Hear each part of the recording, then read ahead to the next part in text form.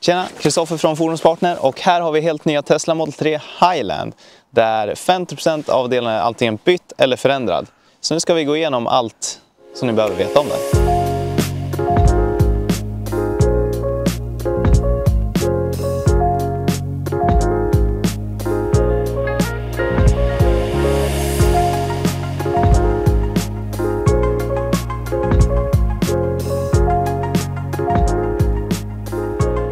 Just denna recension är jag ganska taggad på själv eftersom jag har haft en Tesla Model 3 från 2020.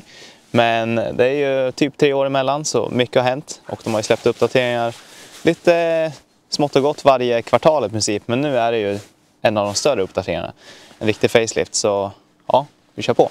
Som vi ser direkt så är det ju utseendet de har ändrat absolut mest på. Prestandan är ungefär identisk, ja den är identisk.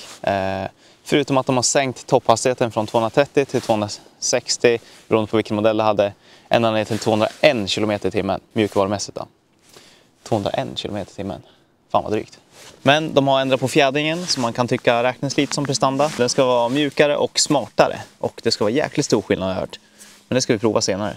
Och om vi börjar kolla runt här, i fronten kan vi börja, så har vi en helt annan design. Den ser ju lite mer ut som en vanlig bil nu jämfört med den gamla Model 3 som såg lite ut som en padda typ. Eller som vissa sa, att den var designad ut efter Elon Musks ansikte. Men ja, det här tycker jag är mycket snyggare. Lyktorna är mycket tunnare, mycket mer stilren design med den här positionsljusslingan här som liknar lite Volvos Torshammar eller Audi Matrix-lampor. Ja, mycket bättre än att ha som på den gamla där det satt positionsljus liksom som en klump här, lite form. Så bra förändring. Sen har de tagit bort ventilationen här som tidigare gick till bromsarna tror jag. Så nu är det bara den här mitten här. Antagligen så går ju ventilation här också till bromsarna såklart. De har tagit bort dimljusen också. Det är ingen krav på det. Så de sparar in lite pengar på det också. Men det är en ganska stilig design. Fortfarande lite padda eftersom det är bara plant och ingen riktig grill. Men så är ju många elbilar. Sen vad jag har hört nu så har de börjat rulla ut med over-the-air-uppdateringar för att få igång de här Matrix-dynamiska lamporna. Att den bländar av i mitten för framförvarande bilar. Det tog ju bara 3-4 år för dem att få till det. För jag vet att hårdvaran har ju funnits sedan 2020 Q4. För det var man ganska bitter över att man missade. Och sen har jag också hört att det bara är på Highland de har börjat gjort det. Så även äldre Model 3 som har Matrix-lyktorna så är det inte aktiverat. Men jag är inte helt säker om det har kommit till Sverige än heller. Ni kan ju kommentera nedan vad ni tror. Sen på fälgarna, så det här är 18 tum.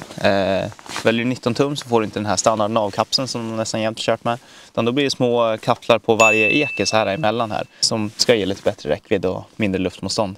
Men de har även ändrat lite design på den här navkapseln jämfört med den gamla. Den här ser lite mer normal ut. Men under så här gömmer sig lite aluminiumfälgar. Sen däcken har de även bytt märke för att det ska bli ännu tystare. Såna här elbilsdäck som har kommit. På min 2020 så satt det Pilot Sport 4 från fabrik. Men det tror jag man ändrar nu. Kollar man från sidan av bilen så ser man ingen större förändring egentligen. Förutom det lilla man ser framifrån, på fronten och bak. Som vi ska gå och kolla på nu. Och när vi kikar här bak så ser man ju direkt att det är väldigt stor förändring. Det ser mycket aggressivare ut. Den här nya diffusen gör att han ser lite lägre ut. Även fast det är en exakt samma markfri höjd. Men det ser liksom lite mer bött ut. Kollar vi baklamporna nu så ser vi att de är en hel enhet och mycket mer slimmade. Istället för att vara tvådelad som de var sist. Och en intressant sak, de här baklamporna går ju upp med bakluckan. Och ni som har hängt med lite och såg vår Fisker Ocean video så vet vi att blinkers får inte sitta på någon rörlig del av bilen. Så alltså inte bakluckan. Så hur har de löst det? Jo, men som ni ser nu så ja, det här är inte godkänt egentligen. Men öppnar man bakluckan så börjar det blinka där nere också. Exakt som Fisker Ocean fast lite mer dynamiskt. Ni som har ett skarpt öga ser ju att de har tagit bort T-emblemet här och bytt ut med bokstäver där det står Tesla. Jag vet många gjorde så här på sina bilar och tog bort emblem delete och sen satte de dit såna här egna emblem. Så kul att de följer efter. Sen ska vi kika lite snabbt nu om det är 2 backljus eller om det fortfarande bara är en. Nu när jag kollade på kameran så såg jag att de har 2 backljus i de här nya lamporna här. Här tidigare var det bara reflexer och här har man även satt dimljusen så ja, ganska nice. Men nog om utsidan, för nu vill jag kika in i bilen, för där har det hänt en hel del grejer.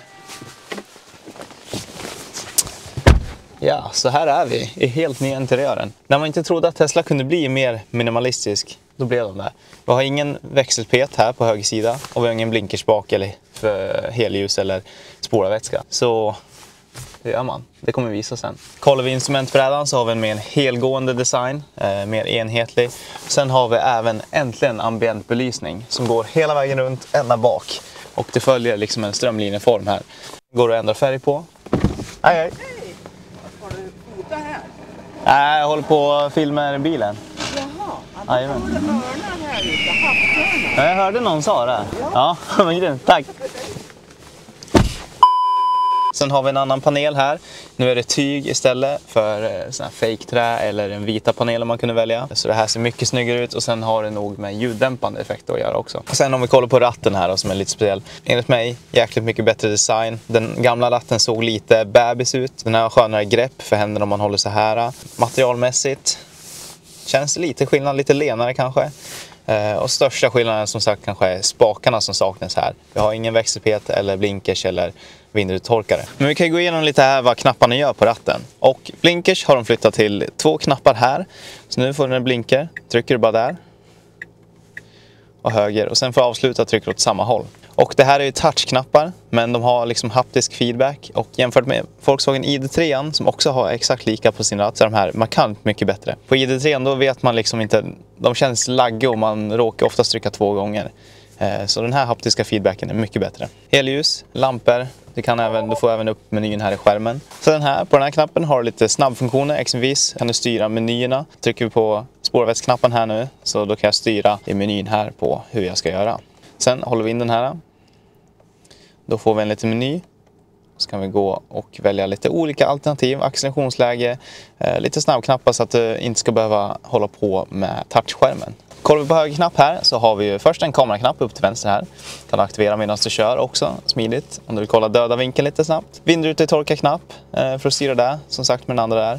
Sen på hjulet här ser vi en liten farthållarsymbol. Så där kan vi styra autopilot, farthållare och sådana funktioner. Så här ställer du som tidigare billängd, till höger och vänster, sen ställer du antagligen hastighet upp och ner. Och jag skulle tro att det är som vanligt, enkelklick så blir det vanlig farthållare, adaptiv farthållare. Dubbelklick så blir det vanliga autopiloten. Liksom. Sen här har vi en mikrofonsymbol och det är ju röststyrningen.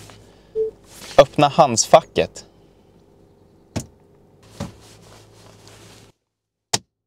Känns lite rappligare. Men mer magnetisk punch liksom. Tesla jag fryser. Ökar om temperaturen här. Kollar vi mittkonsolen så har det hänt en hel del här också. Jag minns 2020 Q3 så fick man ju piano blank, liksom en hel kåpa här. med en kåpa som du vickade upp. Sen hade du öppna mugghållare. Det fanns trådlösa laddare, dock var de inte så här väl integrerade och snygg design med det här mjuka materialet här i. Men jag vet att Q4 kom också en stor uppdatering invändigt. Fick de ju sånt här material.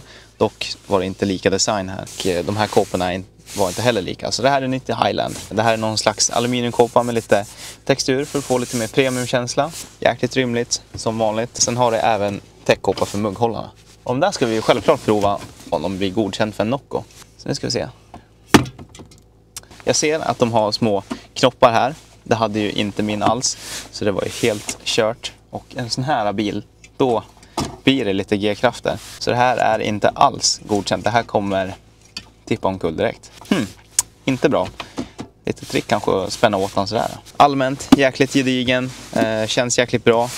Allting. Alltså materialvalet är ju riktigt premium tycker jag. Allt folk som säger liksom att Tesla är en rappelbil och ingen kvalitetskänsla eller någonting liksom. Det är absolut en 2014 till 2019 Model S och Model X, de känns sjukt jäkla rapplig. Det är som en plåtänk liksom. Men Model 3 från början har varit jäkligt bra. Bättre än de flesta premiumbilar enligt mig. Nu är alltså med den här interiören, det här är kvalitet. Det är bättre än både V90, alltså nya V90 och vissa nya Audis liksom.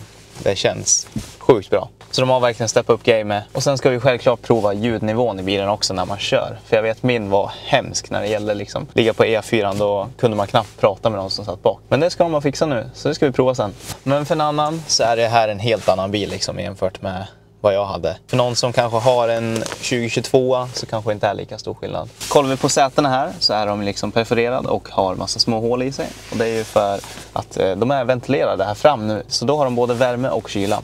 En grej, kollar vi på bakrutan här så ser vi att vi har akustikglas även där. Min från 2020 hade ju inte alls något akustikglas. Där har varit en ganska hög ljud såklart. Sen tror jag det var 2021 de kom med akustikglas både på vindrutan och främre sidorutorna. Men nu är det runt om hela bilen även bak. Det har även hänt en hel del bak så vi går bak och kikar lite. Och kollar vi här bak så känns det jäkligt mycket mer premium. Och nu ska jag visa varför. Och helhetskänslan här är ju jäkligt stor skillnad på. Det är ju även de här perforerade sätena här med hål i. Dock ingen kyla. Sätena har en annan lutning nu så att man sitter lite mer bakåtlutat. Tidigare satt man lite för mycket så här. Om man sitter så här med benen så har man lite luftutrymme här. Golvet är alltså lite för nära sätena men man åker fortfarande jäkligt bra. Såklart ingen kardantunnel här så att golvet är helt slätt. Skönt för den som sitter i mitten. Kikar vi här ner så har vi en helt ny skärm. Och här har vi då en jäkligt nice, trevlig skärm för passagerarna. Då äntligen kan man ju ändra ventilationen själv. Sen kan du även ställa stolsvärme så att nu behöver inte föraren fram hjälpa dig att göra. Utan nu kan du göra själv. Sen kan du även vinkla fram sätet om du vill. På passagerarsidan. Det blir lite VIP-känsla eller liksom direktörsvagn. En stor grej. Här kan du koppla dina egna hörlurar och lyssna på din egen musik. Eller om du har premium connectivity så kan du kolla på Netflix, Twitch, YouTube och så vidare. Sen har vi även lite spel som du kan spela. Koppla kontroller och sen lite inställningar, lättare inställningar. Och sen här inne så kopplar du dina egna Bluetooth-hörlurar så att du slipper dela med resten av bilen. Så det är riktigt smart. Volym också. Kollar vi här nere så har vi 2 USB-C-portar som är uppgraderade så nu är de på 65 watt. Tidigare bak så de bara var på 27 och fram var det typ 45. Och jag vet det var lite för klent för att ladda en laptop. Eller du kunde såklart ladda den, dock om du använder den så laddar den nu snabbare än vad den laddar. Men 65 watt borde räcka gott väl till de flesta. Sen har vi lite andra fack här. Inte de traditionella nätfacken eller liksom känguru-fickan liksom. Utan nu är det med spännband och sen en plastlucka som åker ut. Jag vet inte riktigt hur bra det blir jämfört med om man skulle ha vanligt nät. Men det ser lite snyggare ut i alla fall. Sen kollar vi mittarmstödet här. Så fäller man ner hela med den här kudden. Innan är det ju bara ett fack man drar ut här. Men det blir lite större, lite längre är det. Så lite skönare känsla. Det här var ju lite rappligt kanske. Men det gör väl inte så mycket. Men lika de här ser exakt lika ut som fram.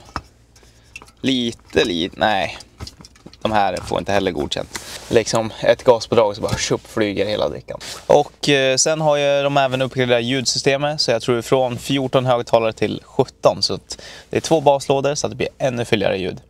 Och kollar vi skärmen här så är den lite större. Från 15 tum till 15,4 tror jag var. Jäkligt snabb och rapp jämfört med den jag hade. För det här chipet är ju baserat på On the Ryzen. Du kan ju till och med spela Steam-spel i den här. Så det är riktigt imponerande. Väldigt snabb och responsiv. Sen har du bilen här. Du kan kolla runt på.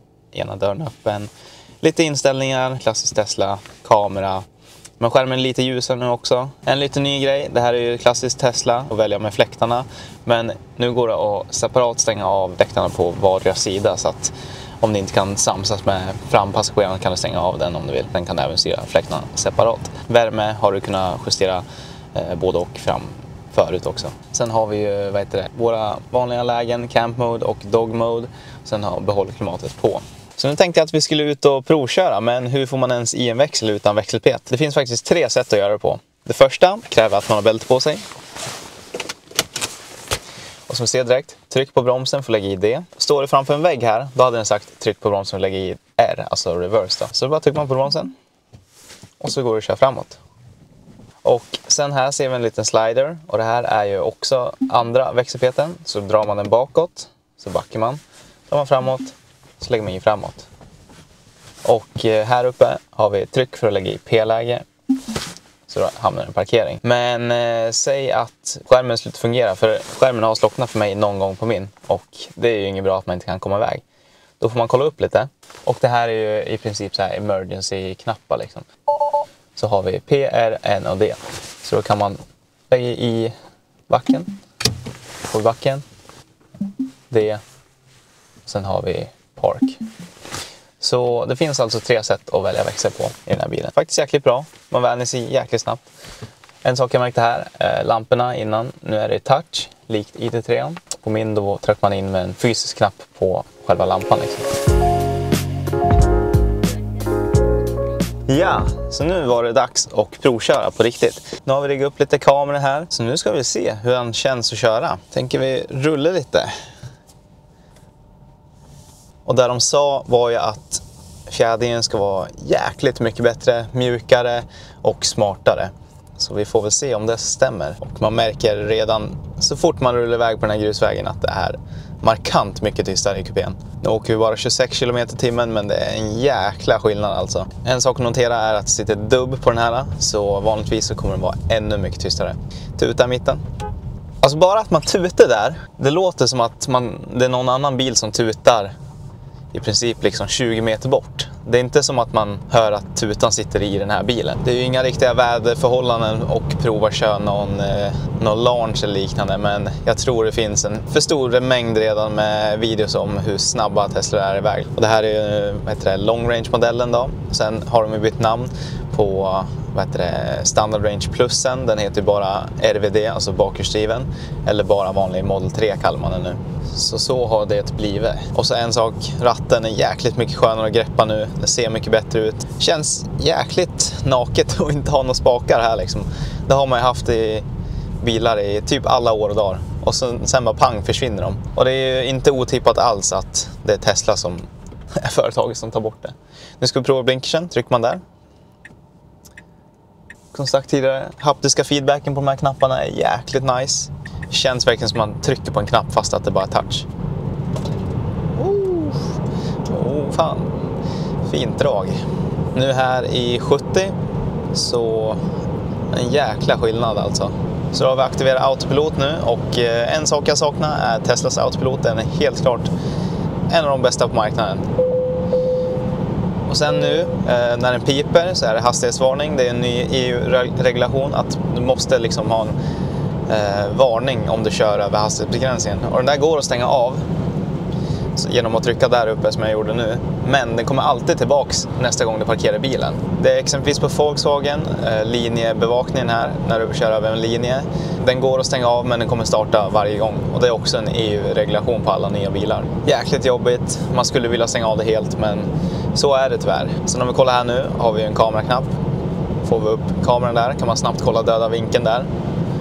Sen såklart när det blinkar så startar kameran på den sidan du blinkar åt. Sen får stänga av trycker åt samma håll igen, så att man trycker inte på motsatt håll. Och fjädringsmässigt absolut är det bättre. Det är liksom alltså guppen känns inte lika stötig. De känns mer liksom dämpad. Man känner dem såklart fortfarande, men de är liksom så här lite, vad ska man säga, lite basigare, lite trubbigare typ. Väghållning som vanligt på alla elbilar, typ jäkligt låg tyngdpunkt så att det blir automatiskt ganska bra väghållning på de flesta elbilar. Framförallt de här som är så låg mot marken. Det här är nog garanterat en av de tystaste bilar jag åkt. Garanterat. Vi snackade tidigare om akustikglas och däcken, att de har förbättrat det för att få lägre ljudnivå. Men sen har de även valt att byta ut, alltså det finns en anledning varför de har bytt ut alla paneler och gjort om det så mycket. Exempelvis med tyg, med dämpande material på den här plattan här. Och det är för att ljud studsar ju. Har du hårdare material, då kommer det bli ett liksom reverb som ökar ljudnivån i kupén. De har valt allt material för att vara så ljuddämpande som möjligt. Det känner jag redan på dörrhandtaget, att det, alltså där man har greppet för att stänga och öppna dörren. Det är mycket mjukare nu än vad det var sist. Även helt tyginklädd panel här, likt Model S och Model X som de har haft.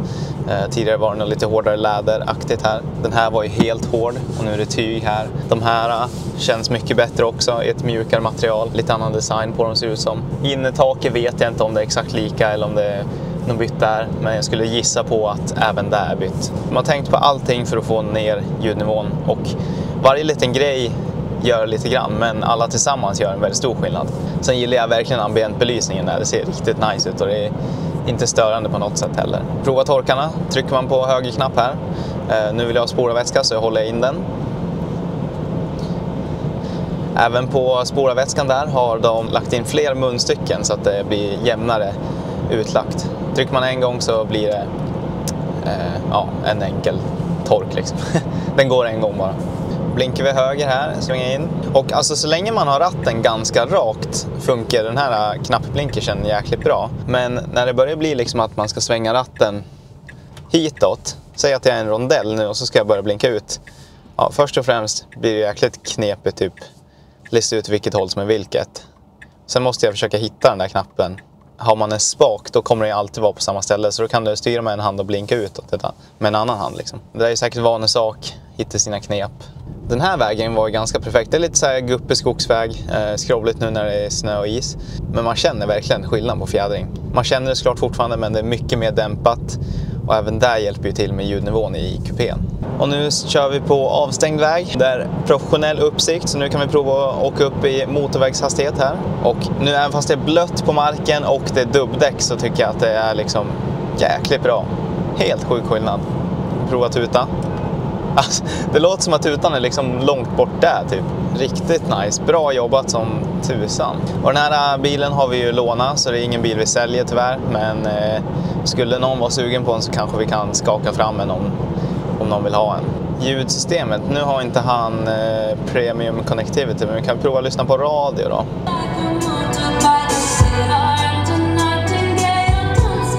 Jäkligt bra punch i ljudet i alla fall. Och kristallklart som vanligt. Och just det, idag är vi i Bollnäs och filmer. Ja, nej men det var väl allt för den här YouTube-videon. Och som vanligt så får ni jättegärna hjälpa oss med den här YouTube-kanalen genom att prenumerera på kanalen och kommentera jättegärna vad ni tycker vi ska göra för bil sen. Eller om ni har någon fråga om den här bilen, vad som helst egentligen.